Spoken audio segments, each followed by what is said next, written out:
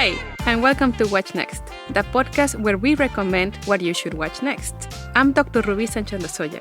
Each episode, join me in a conversation with fascinating scholars and thinkers to explore world cinema in a way that feels warm, inviting, and completely jargon-free.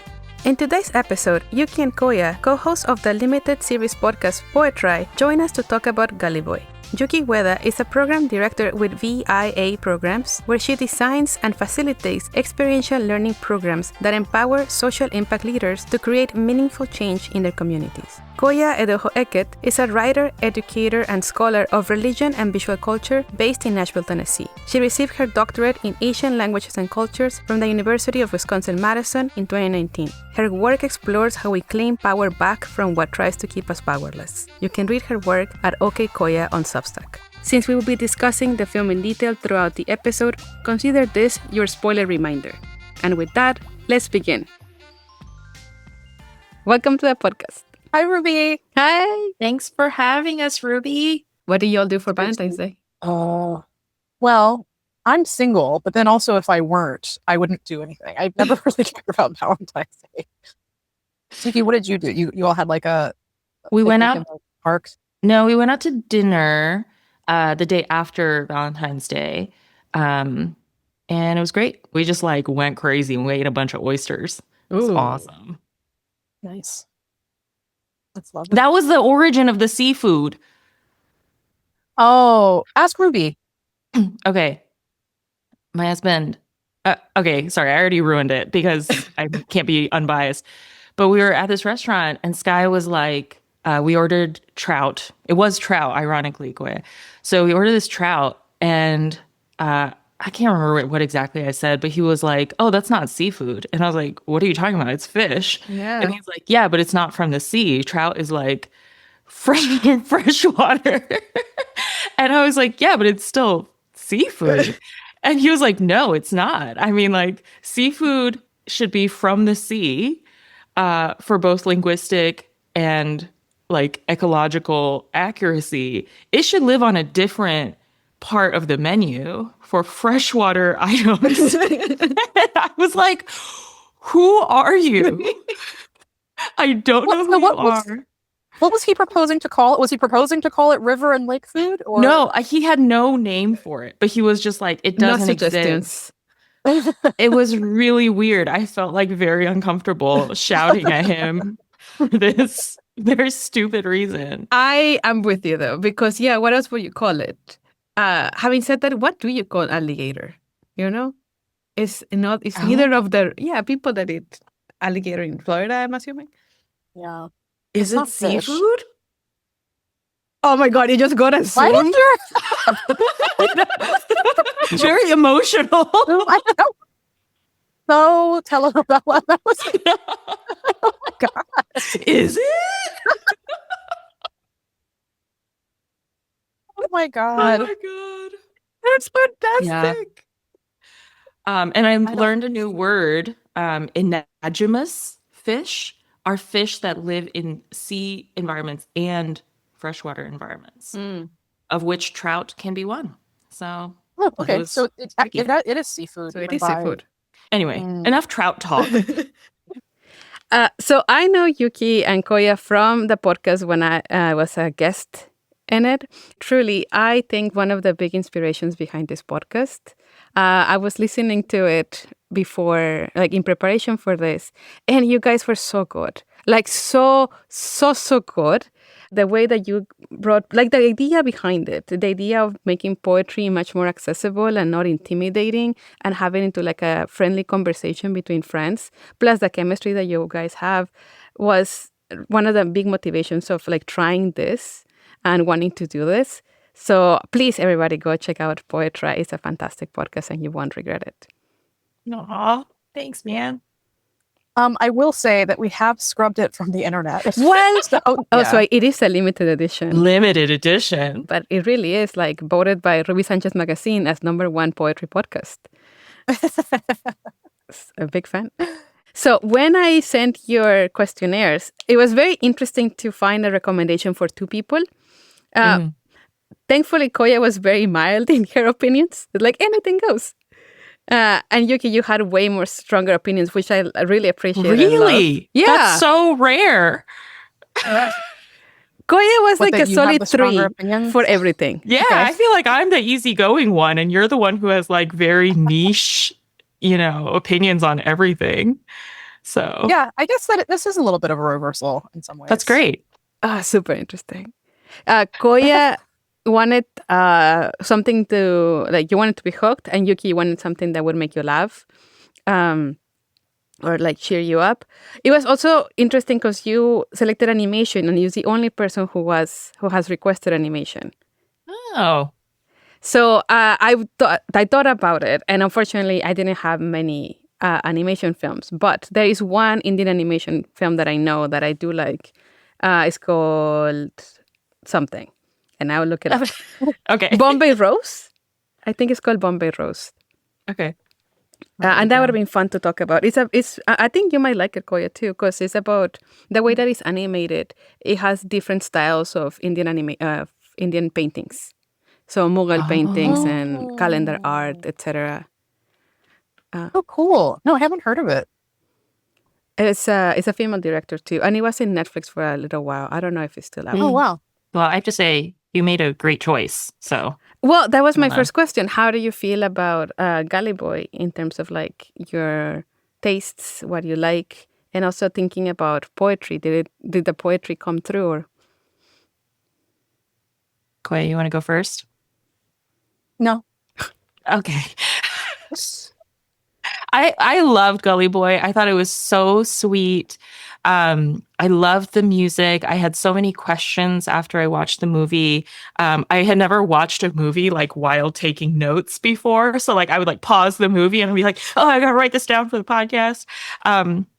So yeah, I thought it was a very sweet film. And I loved the arc of the story and the side characters. I think were all like very well fleshed out, and his girlfriend is crazy. Yeah, I thought I just really liked all of the different characters and kind of the social issues that it brought up in the movie.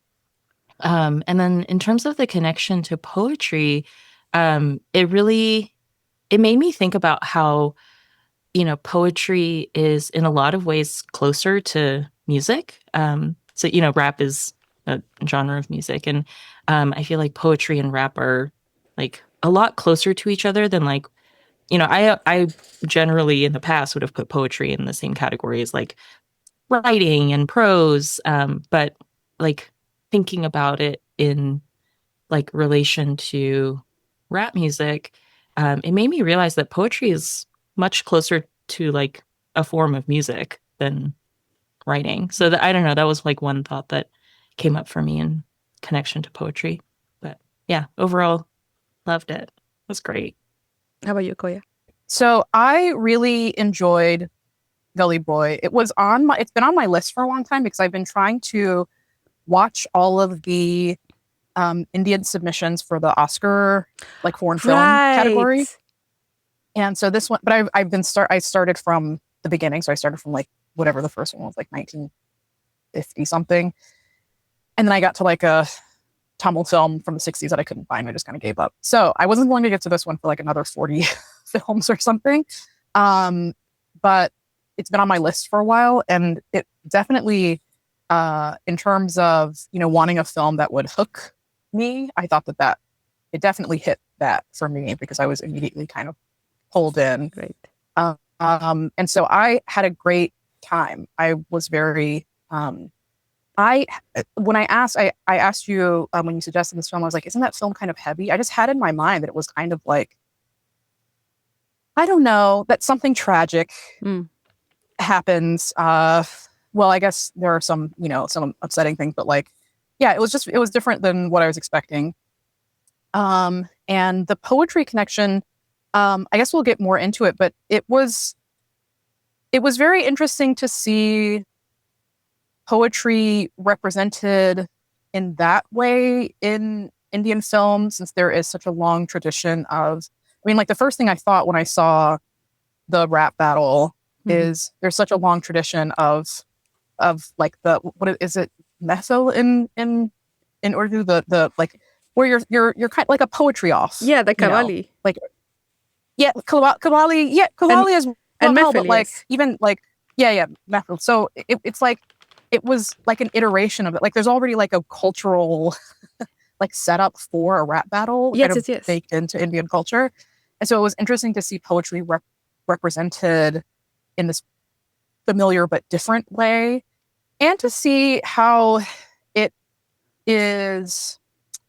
maybe not blended, but like I don't think I'm gonna be able to articulate it right, but like the songs that became like the character's poetry that became his rap songs were written by very famous Indian poet and writer Javed Akhtar, who is not known for writing hip hop, and it's fun that he did that. So it's just interesting to see it kind of move from these like the poetry moving from these different genres very seamlessly, from like qawwali or like ghazals. I think someone mentions ghazals in the film, from ghazals to like hip hop.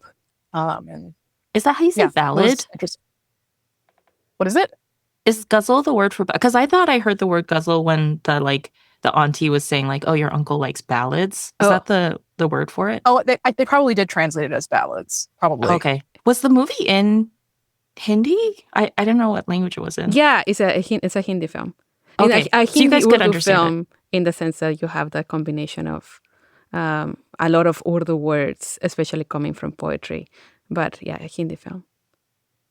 I could not understand it. I couldn't understand most of it. It's I can understand people speaking in urban Delhi. If it's set anywhere outside of there, I don't know what they're saying. They're using a lot of Mumbai specific slang.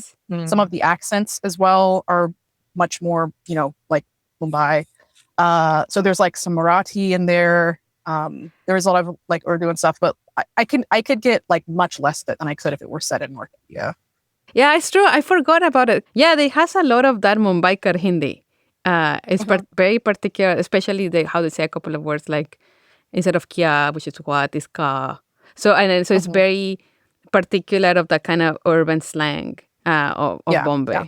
So when I was thinking about recommending the films to you guys, the other ones were Gurudut's Piazza that Koya had seen. And you're a big fan of Gurudut. And also Teri. And we ended up with Gully Boy because of what you guys said of like you wanted something that wasn't too heavy. And it is a very much so a feel-good film. I think it is like it's a feel-good with the ending of it. It's also like a rags to riches story. It's an underdog story. And both Piazza and Teri have like a very different feel to it. But even though they're like lovely films, and the connection to poetry, I think is much more direct. So it would have been a great choice, any of them. But I really was curious to hear how you would think of poetry in this film and like the connection that Yuki was talking about of poetry and music. So for our listeners, Gully Boy is a 2019 Hindi film directed by Zoya Akhtar. It's set in Mumbai, and the film is inspired by the lives of Indian street rappers Divine and Naesi. It's a coming-of-age story about a final-year college student and aspiring rapper Murad, who lives in Dharavi. The film follows his journey as he evolves as a rapper and goes through the different stages of a rap competition to not only win the prize money, but also get a chance to open for Nas in his upcoming concert in Mumbai. And I have a question for y'all, but Koya, what questions do you have? Okay, I have a question for you and I have a question for Yuki. My question for you was what your relationship to the film was, like before you had chosen it for this, like how you saw it and like what your first impressions were. I saw it in the theater. For my money, I think is the best last good Bollywood movie. I think like I haven't seen any other proper Bollywood like Hindi film as good as this. That's very bold. That's a bold statement. I really like it, and I think other films that have been very successful just have not come out from the Hindi belt or from Mumbai. I've been mostly coming from the south. So I really like it. And this is how I end my class usually when I teach Bollywood is with Gully Boy. I really enjoyed watching in the theater. It was a fantastic moment. I also remember that there was like an auntie and uncle who brought their samosas. You know, they smuggled their samosas to a theater. And I was like, yes, of course. This is the right way of doing this. I love it. Yeah. Can I ask a question before you ask your question? Can I cut the line? So I've never seen a Bollywood film. That's what I thought. I didn't realize this was a Bollywood film because like my stereotype of a Bollywood film is like everybody's like, you know, doing a dance number in their saris. So this counts. This is one of them. I would say so. And that's why I like teaching it at the end, is because it shows how Bollywood has changed throughout the year, especially because of how the song and dance sequence has changed, because there is song and there's dance and there is lip sync songs, right? They are lip syncing compared to other songs in which, there might be songs, but they're all non-diegetic. They're not part of the plot. And this one's, it is lip syncing. But it is also worth noting that the voices that you hear, for the most part, are not of the actors. So when Sher is singing, that's not him rapping. And when Murad is singing, sometimes he is actually singing, Ranbir Singh, which was a huge depart, but also why he became so cool, because he's actually rapping. But all of the songs are by real-life rappers, and they are credited at the end of the film. So you can go to the credits and you can see all of the names of the rappers, which is very cool. Awesome. Okay. So Ranbir Singh saying he rapped some of that himself? Yeah. Oh, I didn't know that. Yeah. So when they were touring, they would have like the rappers on stage, and then he would also show up and rap. So it is his voice when it's the last song of Apna Time Aayega. Our Time Will Come. Oh, okay. Cool. Yuki, that was one of my questions for you, actually, was had you seen like Bollywood or any kind of Indian cinema before? No. I mean, I don't know if Slumdog Millionaire counts, but I watched that. I like barely remember it. Not. Yeah, that one does not. Okay. I don't know. They referenced it in the movie. I hope we get a chance to talk about that, because it's they're very interesting kind of parallel films in a lot of ways. And one of the ways they're interesting is that it's not an Indian film. Okay. Yeah, there we go. So no. Yeah. I think one of the things, so Yuki and I made a point of not saying anything about the film before we came on the podcast. It was hard. One of the things, but well, I hadn't even seen it by then, so we wouldn't have had that much to talk about. But I had mentioned, like, this is probably more like in the style of New Bollywood, where you're not necessarily breaking out into song, but there's probably more song montages, more so than just people kind of dropping everything and they're singing. And it was actually different from what I was expecting, because it is, like you said, Ruby, it's a music, like a film about music. And so most of the music is like built into the plot. Like, it is not something that's pushing the plot along, but it's like, now we got to record this music video, so we're going to rap. Yeah. And so that was even different than what I was expecting. And so I felt like this was interesting because it kind of straddled the line between like a Bollywood, like blockbuster Bollywood, and like an indie film. Yes. It struck me as kind of a hybrid of both of those things. So Yuki, this is like a little bit of an outlier in terms of your introduction into Bollywood. So okay. You're starting with a really good one. And as I think, like what you're saying, an indication of what they call the new indies, of like these films that are not fully Bollywood, but also not completely outside of the system either. How was it for you, Yuki, to listen to the songs in translation? Well, like, you don't listen to them in translation. How was it for you to understand the songs in translation? I'm assuming by reading with the subtitles.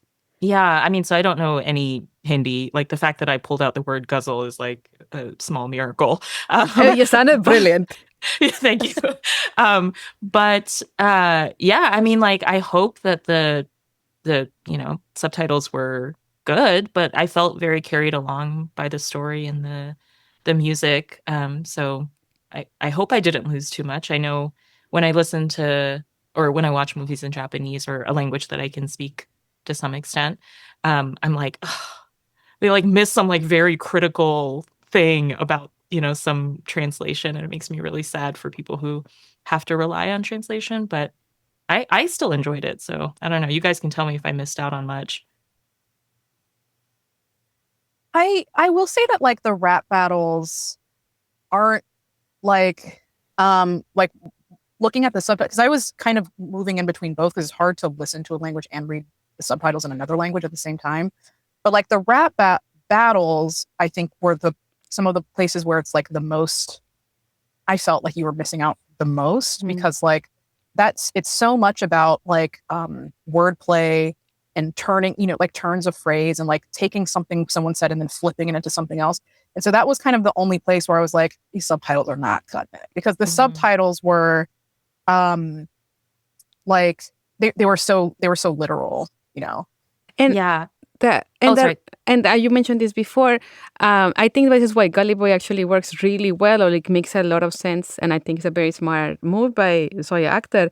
Is that it's building from a culture already existing in India of like this basically rap battles, but they're poetry battles, which like the qawwalis or these recitations of poetry. And if you have another film recommendation, there's this very nice, brilliant, beautiful film called Mughal-e-Azam, which is longer, it's a little bit historical.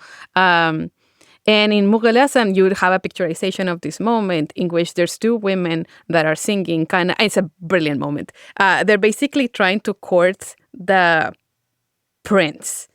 And he already has fallen in love with one.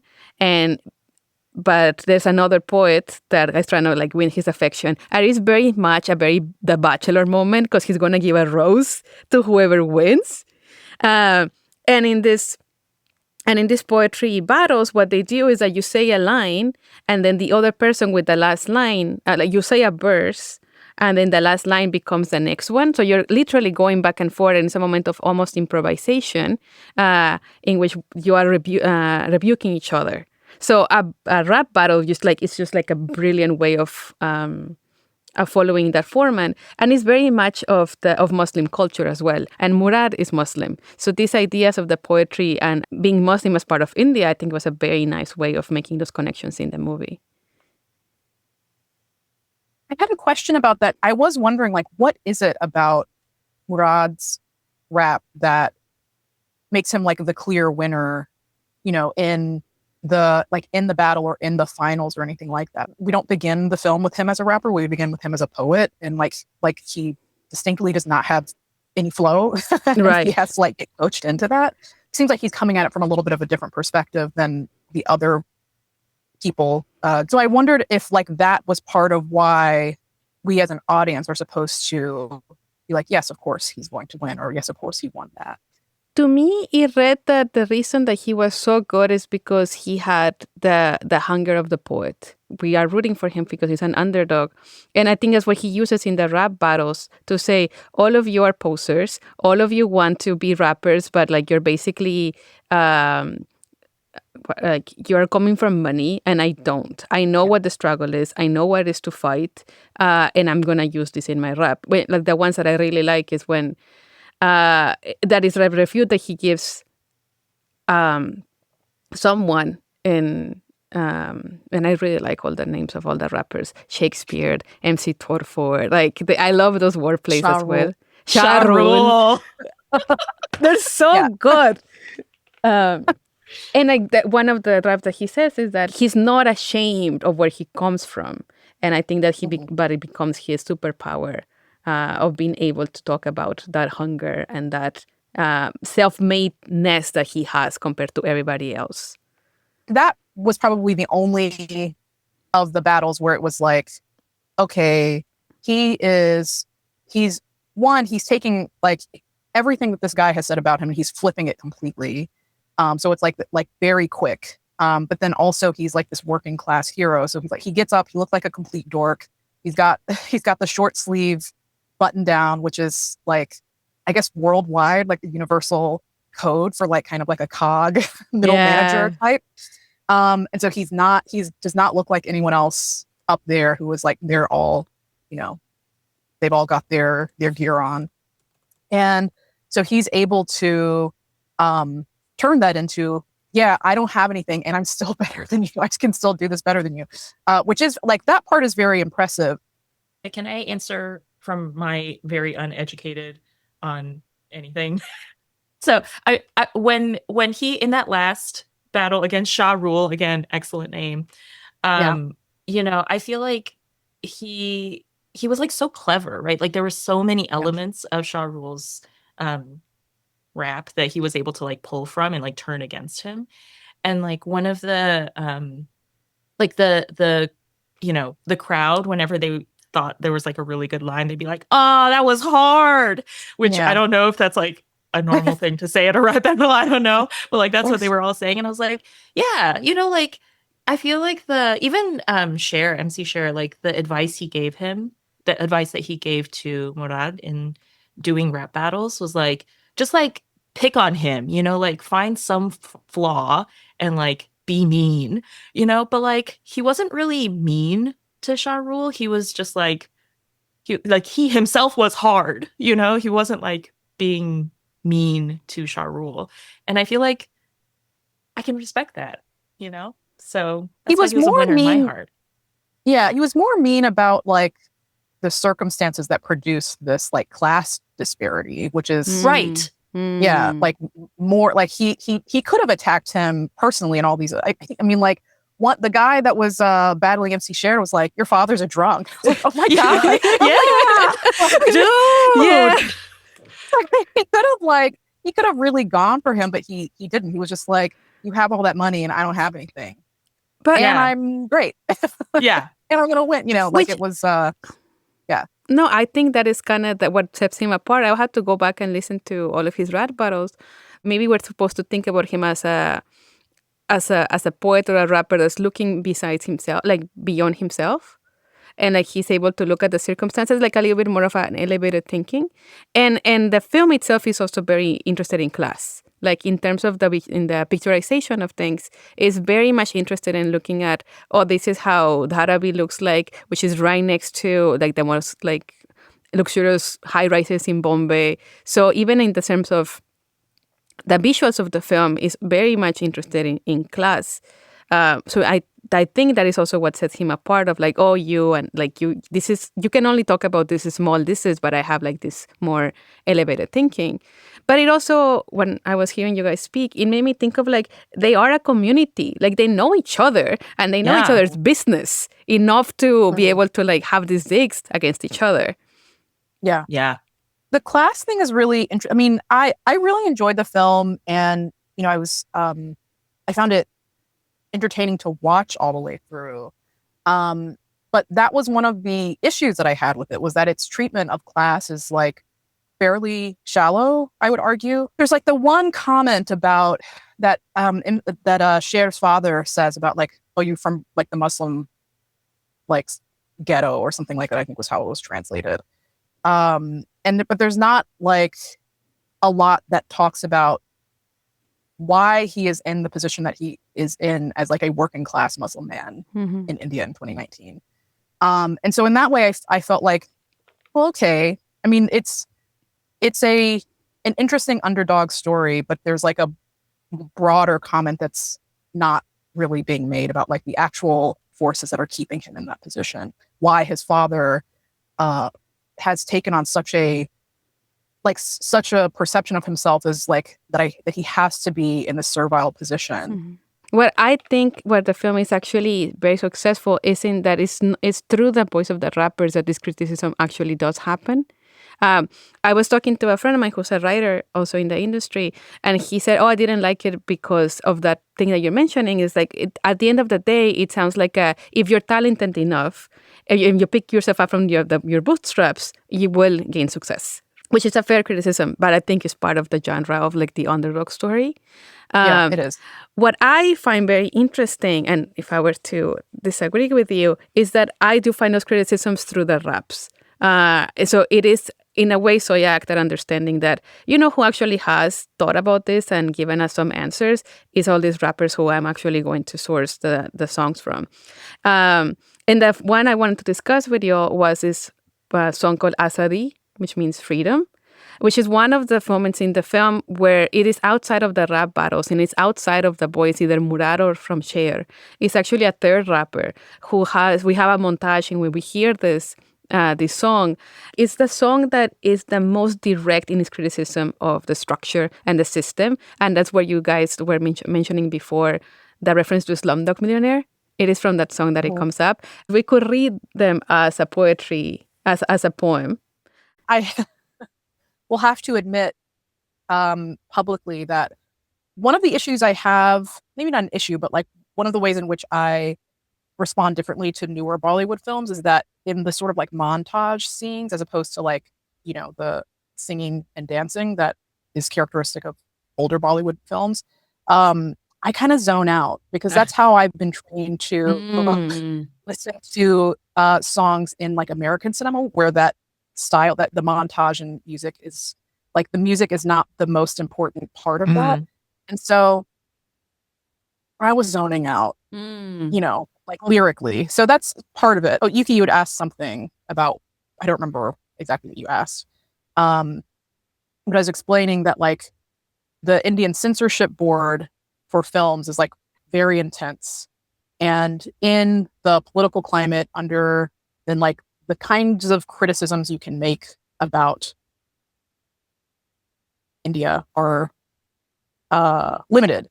And so given that context, that it is a stronger critique of class and like the particular structural issues that keep Rod in the situation that he's in, which I was expecting to be stronger when I was watching the film, but then thinking back about like the context that it's made in, then yeah.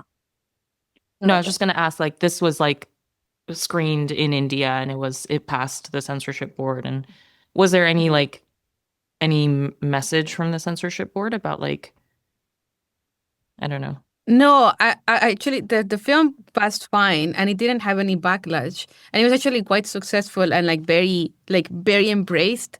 When I read about it in my book, shameless plug. When I read about it in the book, I talk about this image that I really liked. That one day when I was in Bombay, soon after the release of the film, there was a lot of merch, like illegal merch that just said "Apna time aayega." Like our time will come. So like that really became this like motto of like the underdog, the working class hero, because the film became so popular. But it is interesting to see now, feels so different than when it's coming out right now in the country. So like Gully Boy feels like a very special film, and like this is part of the reasons why I feel like it's the last good Bollywood film that is it's like perhaps the last bastion of this moment in Indian cinema, or like what Indian cinema did for a long time, which is being really about the multi-religious composition of the country. And like for a long time, the idea was that like we're going to bring the Hindus together, the Muslims together, the Christians together. And it was very quite rare to have a Muslim protagonist, even though the biggest stars, Amir Khan, Shah Rukh Khan, Salman Khan, are Muslim. They mostly play Hindu roles. So Ranveer Singh, he's playing a Muslim character, which is rare for him to be like the vehicle of a film. Like now, everything that's being or at least a lot of what's being produced is like very jingoistic. Yes. And I think the pandemic really, like this was one of the changes that were accelerated because of the pandemic in the country. And perhaps this is also why when you were thinking of which song is Azadi, you were thinking of Jingo Stan. And again, it's a Jingo Stan was like jingoism and Stan place. Very much in your face, talking about the things that were happening within but under the umbrella of the songs, which allows for this to pass under the censors, because the censor board has always had a different relationship with the songs. They look at the script, they look at the image, but the songs have always had this tradition of almost circumventing it. This is why you have like the most, like the sexy things happening songs. I was just gonna ask, like for me, like without understanding like the Indian context, like when I hear the lyrics of Azadi, or like, you know, hearing about like social commentary, it doesn't read to me as like political in the sense of like pointing a finger at like political structures. It's more like social structures, and of course they're related. But like if you were watching this as somebody who's like in India or steeped in this kind of film culture? Like, would that read as like, I'm criticizing the government? I would think so. And I think it's a perfect segue to actually read the poem in English. And then we can talk about a couple of lines that I find that are very pertinent, that are very specific to India if you know the context. Okay. All right. Shall we read? Yes. Okay. It's I have no flow. Okay. Apologies. All right. Silence be damned. Justice is a sham. Corruption runs in their veins, intentions stained. They speak of change, they are all the same. They woo us for votes, then jump the boat. Money calls the shots, money is boss. It's not about merit, it's the sons who inherit. They are safe in their yachts as the country sinks. You want education? Pay up. Want drinking water? Line up. They steal our land, our hope, make us peddlers of their dope.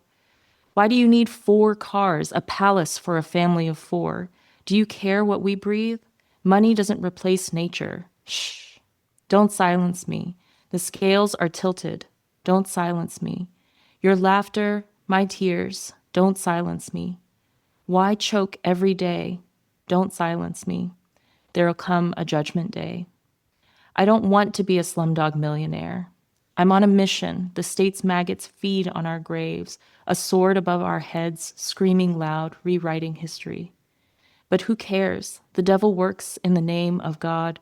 Religion is used for money, so think, listen, speak up.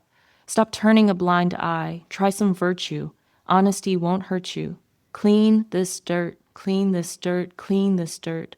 Don't silence me. The scales are tilted. Don't silence me. Your laughter, my tears.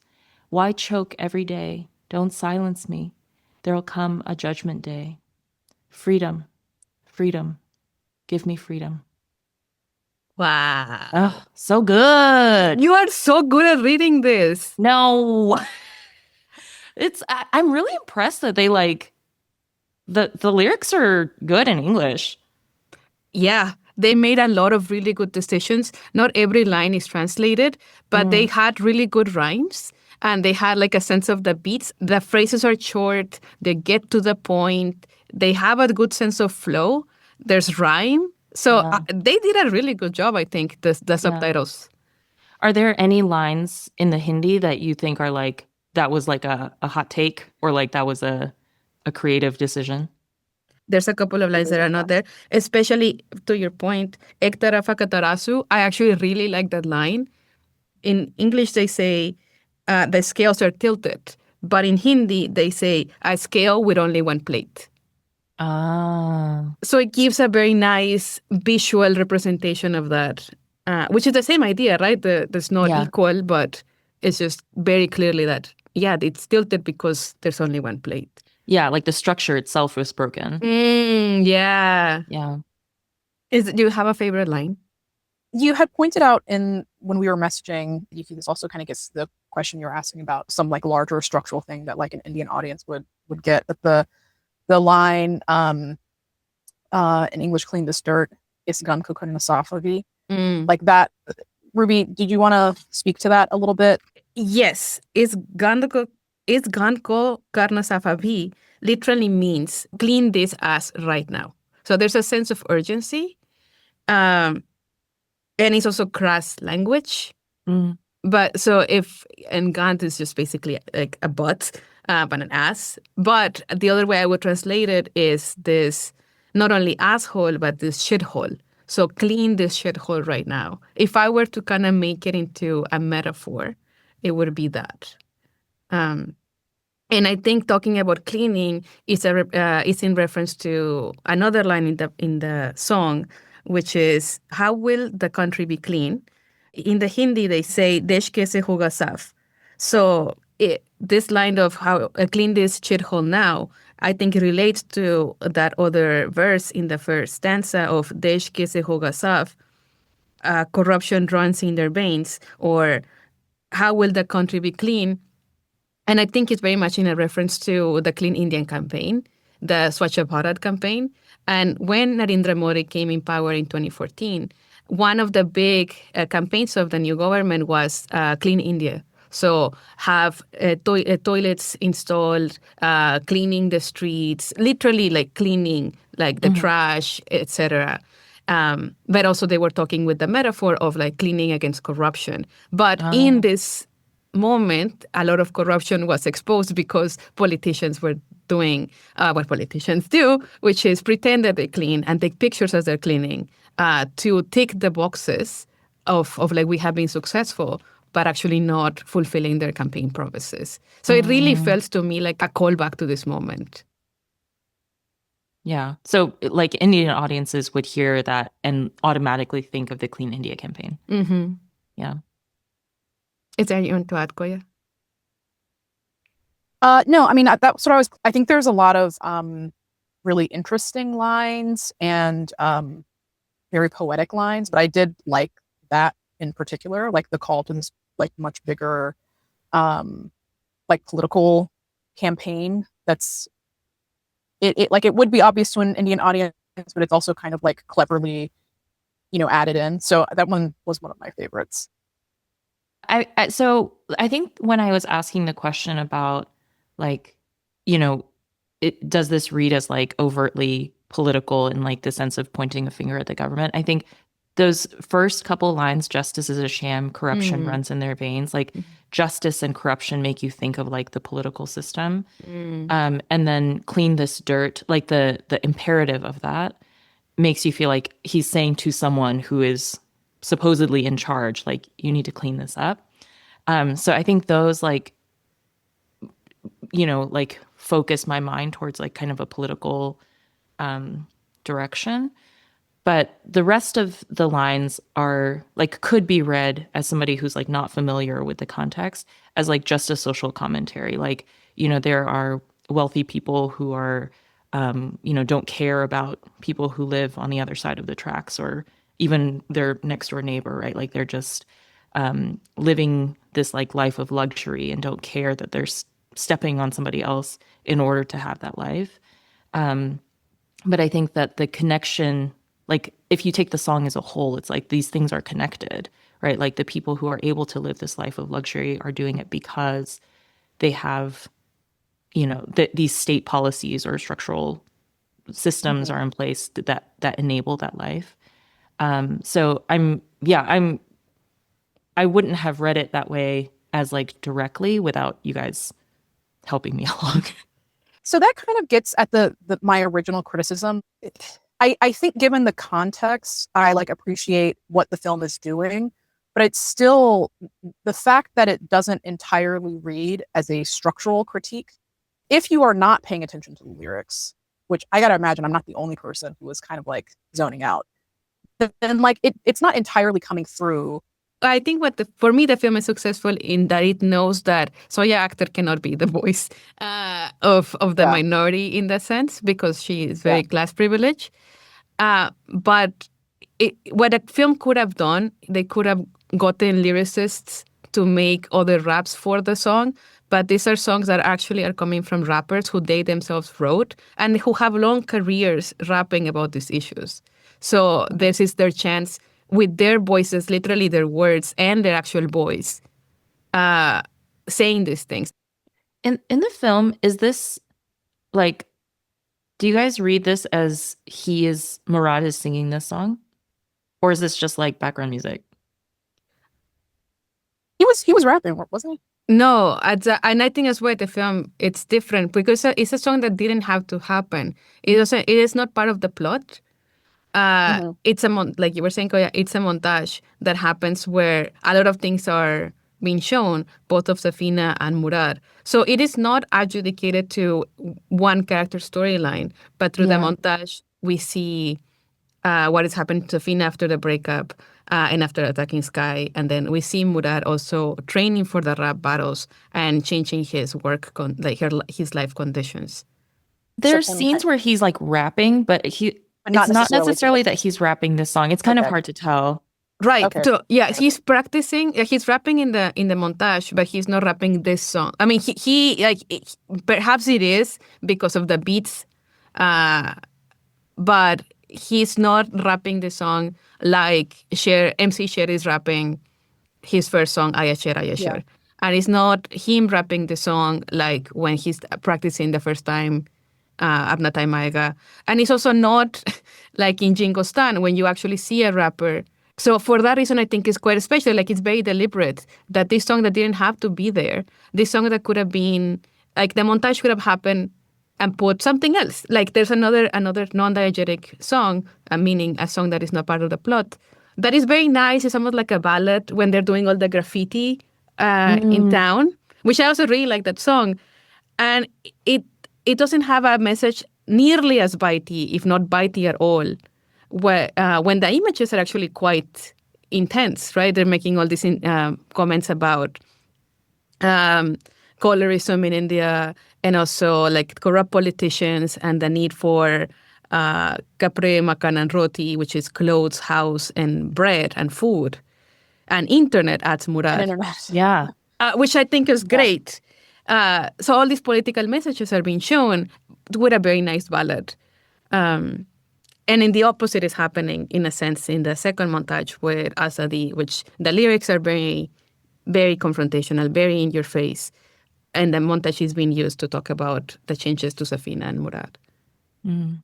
Well, it seemed like those are. I also thought about those two different car scenes because they're going around spraying graffiti and stuff like that, and they do have all of these like political messages. But it's also, to me, that scene read as like, it read as like a little bit ironic, because of the people who were spray painting. Yes. Like they're going around doing all this stuff. They have the privilege of doing. They know they're not, like, nothing's going to happen to them. Yeah. And then this other scene where Murad is like actually risking something by doing this illegal stuff. And so like one of them is like a more direct confrontation with power than the other. One of them is kind of like suburban hijinks. You know, it's like, where there's not really so much at risk. Yeah. No, 100%. And they call it out, right? Like, oh, this is a war. It's like, yeah, but you're a princess. Like, yeah. It's cute of you that you think that this is intense. And also, the one character who writes against colorism is the only time we see her. Yeah. Yeah. I really like the line, "It's not about merit." Yes. I think so much of like one of the criticisms of this film is that it's like, oh, you pull yourself up by your bootstraps and you are this exceptional person and then you can make it out or something. But this film is like, it both is and isn't about merit. You know, like I think Cher and Murad and Safina are exceptional, right? And you have to be exceptional to be like viewed as even like worthy of any kind of notice. And they all work extremely hard, right? Like they're super hardworking. They're like exceptionally intelligent. But it's also not about merit, right? Like the structures are so stacked against them that even if they are the most exceptional people, their chances of getting out and doing things the right way are like close to nil, right? Like Murad does everything right. He like hustles so hard and he still has to like steal cars and do all of this stuff just to like survive and protect his mom and his brother and whatever. So yeah, I really like that line and that idea of like he's like working so hard. I think that and the fact that they were able to pair it with the next line, which is, "It is the sons who inherit." Like you have a couple of lines where you have the very nice rhyme, then putting those two together is talking about nepotism. Which again, to your point of like how much would you know with the Indian context and like is it bitey? It is, in my reading, very bitey to talk about nepotism in a film by a director who is herself a nepo baby. Oh, I didn't know that. Yeah, she's the daughter of Javed Akhtar, who was one of the biggest lyricists in Indian cinema. She's also very talented, but it's also like, that's you. Yeah.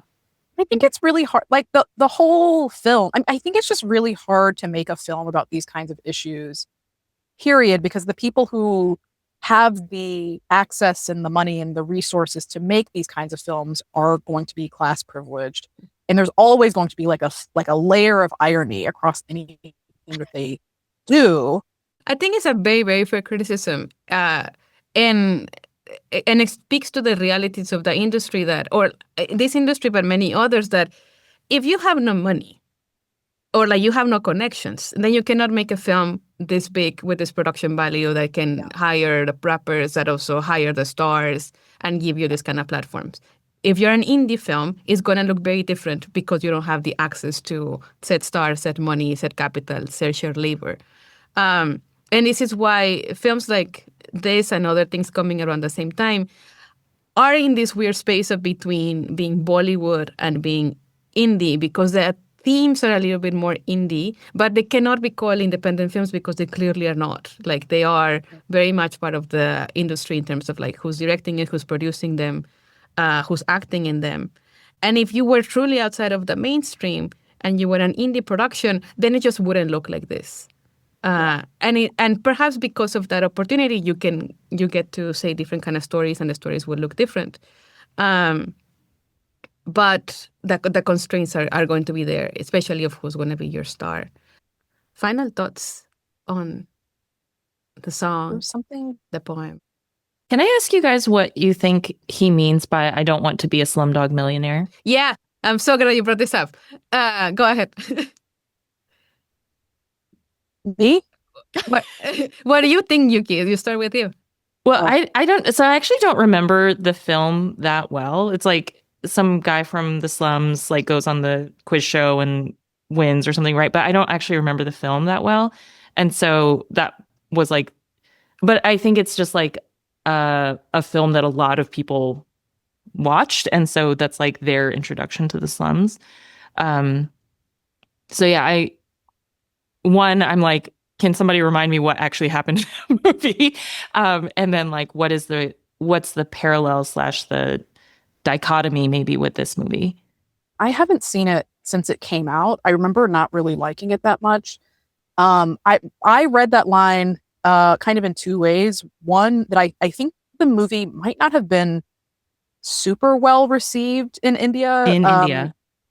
Yeah. So I mean, I think both in that sense, like it's not a character that people feel represents India or Indians, but then also I think juxtaposed with that line, I'm on a mission. I don't want to be a slumdog millionaire. I'm on a mission. Like, he's not interested in amassing individual wealth for himself. He's interested in transforming the conditions that put him in a slum. And so I read it as two ways, both as like a critique of the film and a critique of sort of bootstrapping capitalist fantasy. I'm 100% with you. I think we mentioned this on the group chat too, that the difference between the Bollywood hero and the Hollywood hero is that the Bollywood hero does something for the community. And I think it goes back to your point of like, why is it that Murad's raps are so different? I think it's because they are interested of structure. They're not interested in like being personal, but they're actually about the society and everything.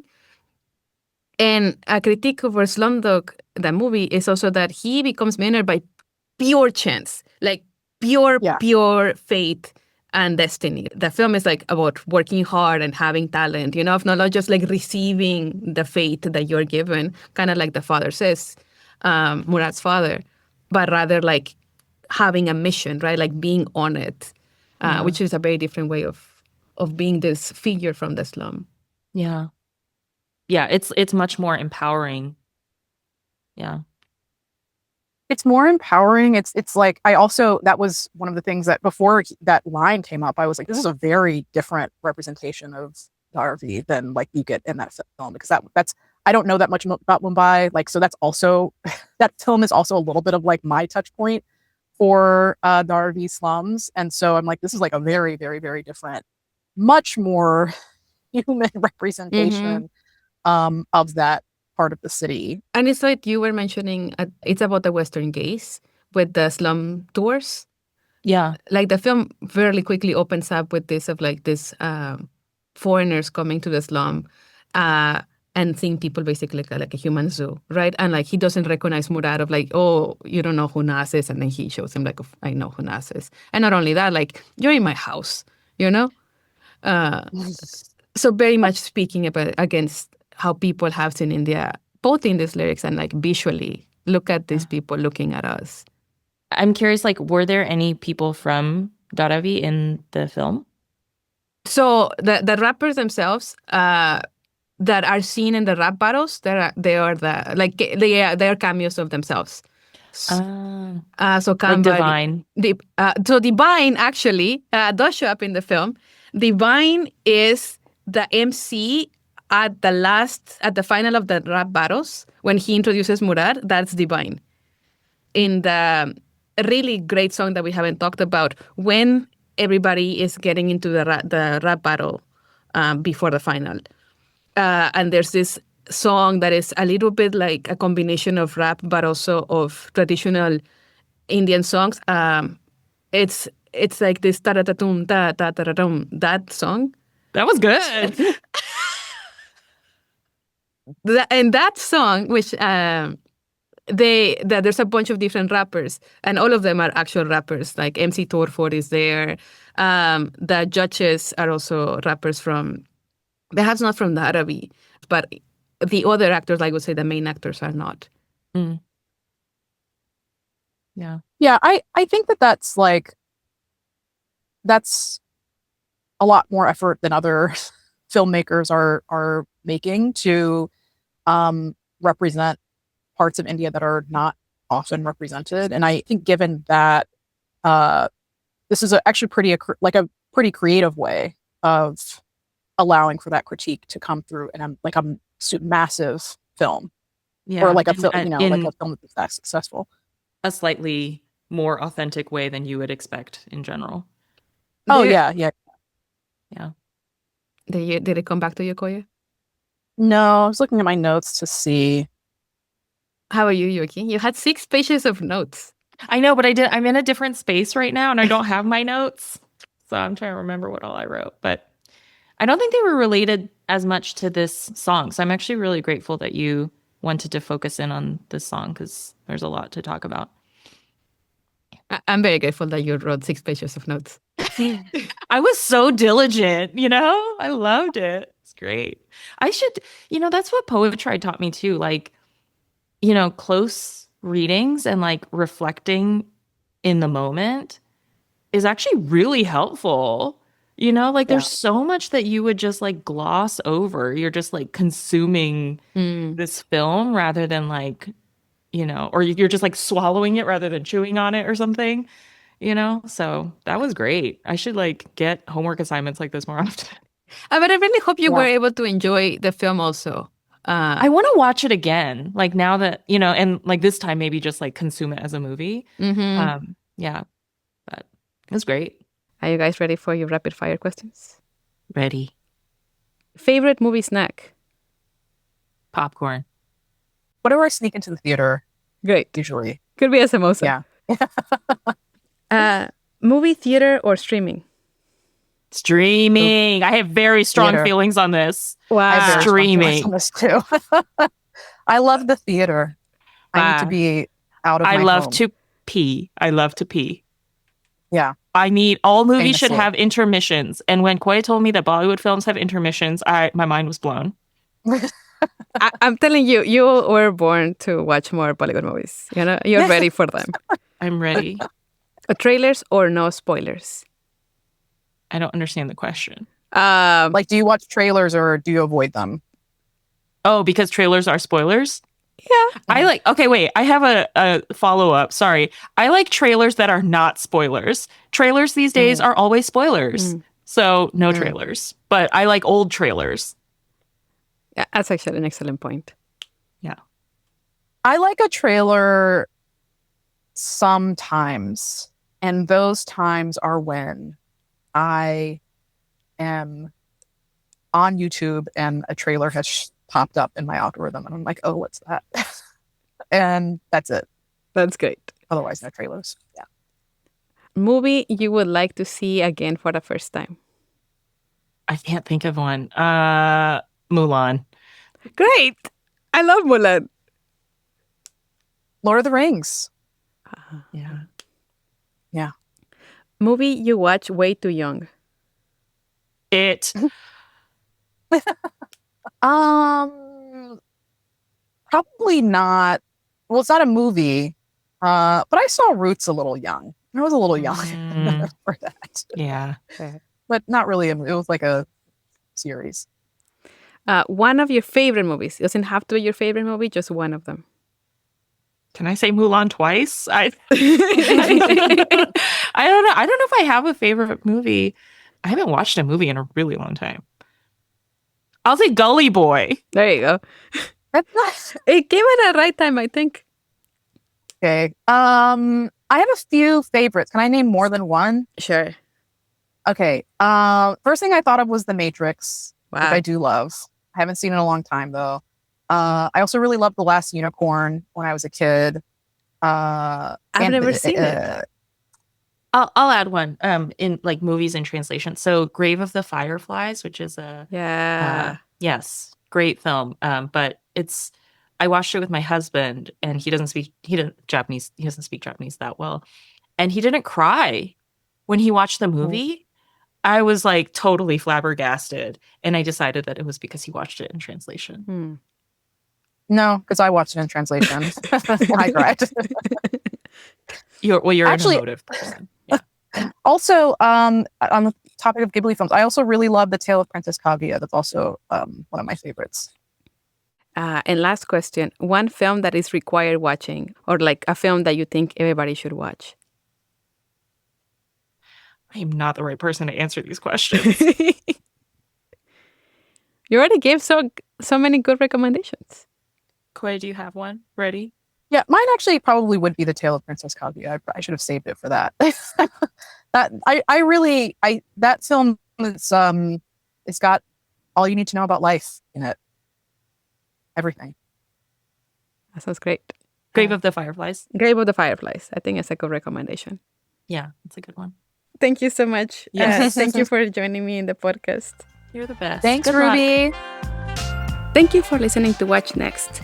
A huge thanks to our guests for joining us today, and to everyone at Lates and at UT Austin's College of Liberal Arts and the Department of Asian Studies for making this show possible. Make sure to subscribe so you never miss a conversation. Leave us a rating or a review to help other listeners discover the filmmakers and scholars we feature. New episodes drop every 2 weeks. Listen to Watch Next wherever you get your podcasts.